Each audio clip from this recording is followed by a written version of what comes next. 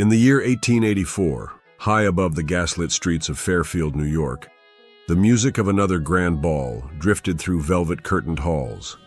And there, in a gown of silver satin, stood Evelyn Hartwood, poised, admired, and utterly disconnected. She watched couples spin across the polished floor, their laughter rising like steam in the winter air. Yet inside her, everything felt still. Is this all there is? Gowns and gossip, and men who smile with empty eyes. They called her the belle of every ball, praised her beauty, her grace, her charm. But Evelyn longed for more than champagne and suitors with practiced smiles. She longed for something real. Now my name's Abel Beecham, though most folks simply call me Mr. B. I ran a frontier general store long enough to hear more stories than any man could rightly remember, but this one stayed with me. I learned early that the loneliest souls often stand closest to the edge of a great change. And the West, well, it had a strange way of answering prayers no one dared speak aloud. If ever there was a woman about to discover that truth, it was Evelyn Hartwood. And one morning in the back pages of the Fairfield Gazette, tucked between advertisements for fencing wire and sewing patterns, she found it. A short message, carefully worded: widowed rancher seeking a kind-hearted woman to help raise his daughter. Must possess resilience, good sense, and a heart for new beginnings. Aspen Hollow, Wyoming. Evelyn stared at the words for a long time. Then, as if answering a voice only she could hear, she whispered, I'll write him. Tonight. And that was the moment she chose not comfort, but courage. Far from Fairfield's grand ballrooms, across prairies and under skies that never ended, Rayner lived a life carved from silence and survival. His ranch stood just beyond the reach of Aspen Hollow, a modest place, built not for appearances, but for endurance. Cole had buried his wife 3 winters ago, and since then his days had been filled with work, not words. He was a man of habit, of early mornings and quiet meals, and at the center of that quiet world was Clara, 7 years old, thoughtful, and nearly silent. She spent her days with a pencil in hand, sketching in the margins of her memories, trees, horses, distant hills, and often a woman with eyes soft as moonlight. Cole didn't speak of the past. He kept his grief like he kept his tools, orderly, tucked away, and always within reach. But his brother Eli had a different way of doing things. Restless, cheerful, always looking to fix what wasn't his to fix. You need someone here. Eli said one morning, leaning on the rail. Someone to talk to before the dust starts talking back. Cole didn't answer. Not at first. But he didn't have to. Eli had already written the letter. When the reply came, the envelope was thick, the ink careful and graceful. Evelyn Hartwood. Cole read it twice, maybe 3 times. She spoke plainly, honestly. Not the words of someone desperate, but someone deliberate. She wrote, I do not know ranch life, but I know the ache of feeling misplaced. I'm not running from anything. I'm reaching for something. Cole set the letter down. He stared at the wall for a long while. Then he picked up his pen. Miss Hartwood, he wrote, I have a ranch, a daughter, and more silence than most can stand. But if your heart is true, I'll keep writing. And from that first letter, something steady began to build, across miles, across pain, across time. The letters came like clockwork, ink on paper, week after week, softening the distance between them. Cole's words were brief, but thoughtful. He spoke of the land, of Clara's sketches, of the quiet that filled the evenings like snow falling in a still field. Evelyn responded with warmth. She described childhood memories, the smell of old books, the restlessness that came from being admired, but never truly seen. Over time, the space between them became less like a gap and more like a road, one they were building together, word by word. In secret, Evelyn began making plans. She traced train routes beneath candlelight, studying the winding path west. Each stop, each mile, marked not just distance, but possibility. Only one person knew the truth: her cousin Juliet, wild, loyal, and fiercely protective.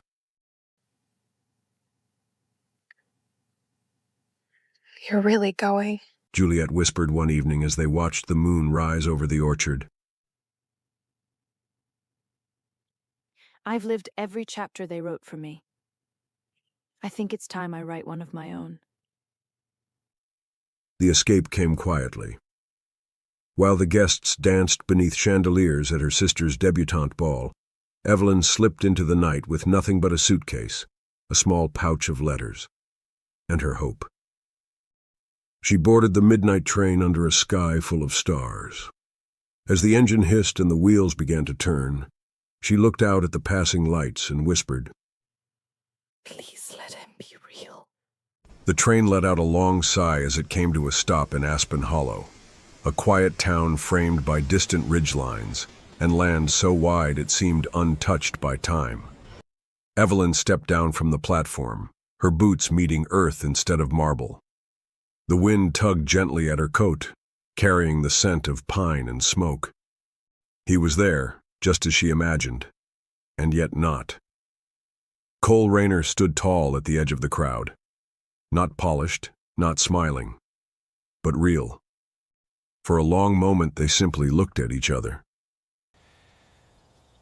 You made it, He said, voice low but certain. I said I would. She replied, her breath catching slightly in the cold air. Cole gave a nod, then motioned toward the wagon. Claire's waiting. The ride to the ranch passed in quiet moments. Wagon wheels turning over dirt, a horse's steady rhythm, the silence between strangers who'd once written each other every week. Clara sat in the back, half hidden beneath a wide bonnet. Her eyes were sharp, observant. She held a worn sketchbook in her lap, like it was the one thing she trusted. Evelyn offered a small smile. Clara looked at her, said nothing, and turned back to her drawings. The ranch came into view, weathered boards, a slanted porch, fences that bore the memory of long winters. It wasn't grand, but it stood strong. Cole helped her down, but didn't touch her hand. You'll have your own room? He said quietly. No expectations? Evelyn nodded. She wasn't expecting comfort, but she'd hoped for something warmer than this. She stepped up onto the porch, the wood creaking beneath her feet, and whispered to herself. He's not unkind, but he's nothing like I expected. The ranch woke before the sun. No servants, no silver bells, only frost on the ground, the clatter of hooves, and a silence too heavy for most. Evelyn adjusted slowly. Her hands blistered from the pump handle. She burned the first batch of bread. A full basket of eggs slipped from her arms and shattered on the floor. Cole never scolded. He only watched, then fixed what needed fixing. Clara remained quiet, always watching from the corners. She didn't laugh, didn't frown, just sketched, her pencil scraping gently in the quiet. Evelyn stopped trying to impress her.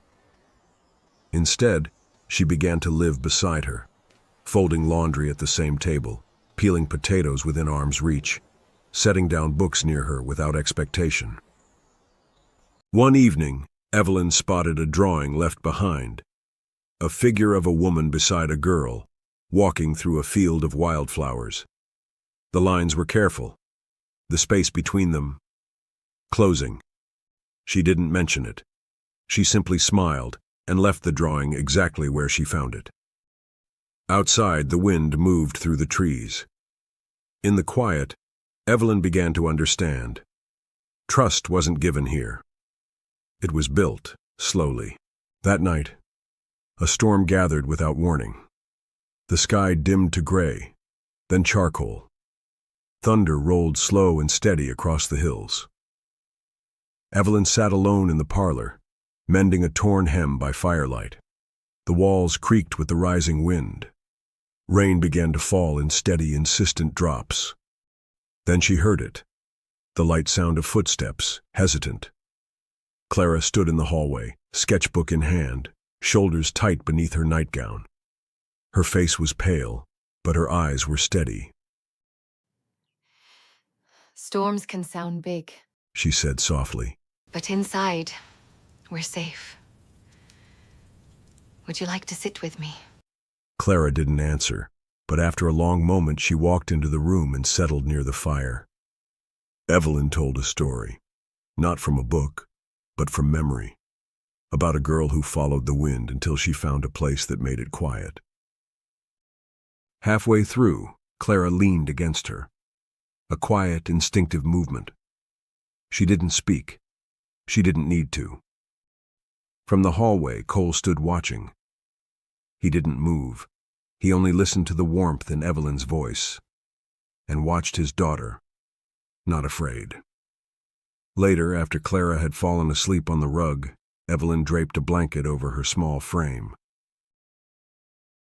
Cole stepped closer, the fire casting shadows across his face.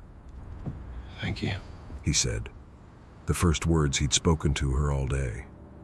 Evelyn nodded, her voice barely above a whisper. She's extraordinary. Cole didn't disagree. He simply stood beside her as the storm passed, and something new began to take root in the quiet between them. The storm passed in the night, and by morning, the world was still. The grass glistened with dew. The air carried the scent of wet soil and wood smoke. Inside the house, Clara was still curled by the hearth, a blanket draped over her, her sketchbook nestled beside her like a second heartbeat. Evelyn moved quietly, careful not to wake her. She brewed coffee, fed the fire, and tried not to think too hard about the night before, or the quiet warmth still lingering in her chest. When Cole entered, boots damp from the yard, he paused in the doorway. For a long time he said nothing. Then his eyes fell on Clara. She used to sit like that with Sarah. On cold mornings. Wouldn't say a word.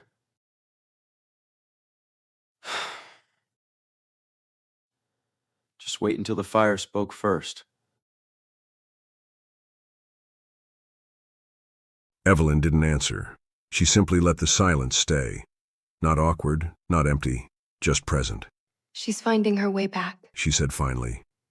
and so are you. I didn't know if that was possible, but lately, I think maybe it is. They didn't speak much after that. They didn't need to. That morning wasn't about words. It was about what had quietly begun. The slow, patient rebuilding of something lost. That evening the fire crackled low. Clara was asleep, her sketchbook tucked beneath her arm. The house, as always, was quiet. But tonight, it felt like it was listening. Evelyn sat near the fire, her hands folded in her lap. Cole entered, took a slow breath, and crossed the room. He sat beside her, not close, but close enough. When Sarah died, felt like everything turned to stone.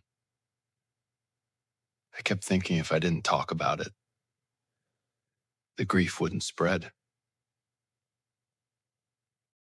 Evelyn didn't interrupt. She let the words come as slowly as they needed to. I buried her, raised Clara, worked this land. And I convinced myself that was enough. That love was something I didn't get twice.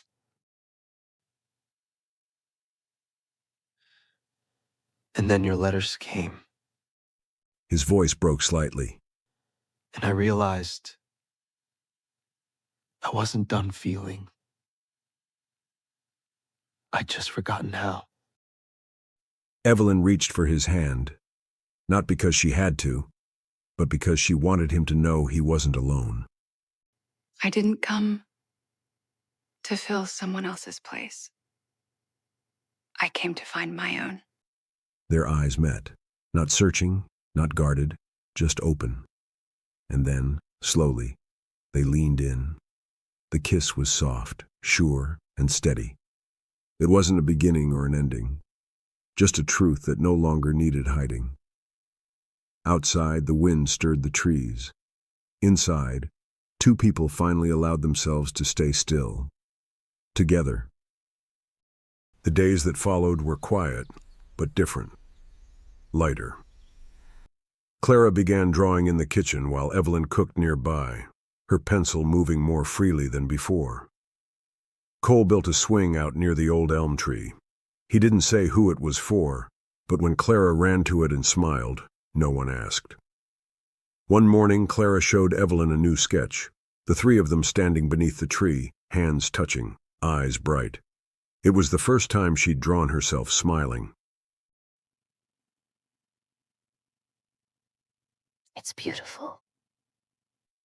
Clara hesitated, then spoke for the first time since they'd met. Can you stay? Evelyn smiled, her voice low but certain. Yes. As long as you'll have me. Later that evening, Evelyn stood beside Cole on the porch. The light was gold across the hills, the sky wide and open. On her finger, simple and unspoken, was a gold band. No ceremony, no guests. Just a quiet promise already made and kept. They watched Clara swinging under the tree, her laughter rising into the air like birdsong. No one said the word home, but it didn't need saying. Because when you find the place where love no longer has to ask permission to stay, you've already arrived. Thank you for watching this story all the way to the end. If you enjoyed it, please like and share. It really helps us. And subscribe so you don't miss the next one. Before you go, rate this story 0 to 10 in the comments and tell me where you're watching from. I'll see you in the next tale.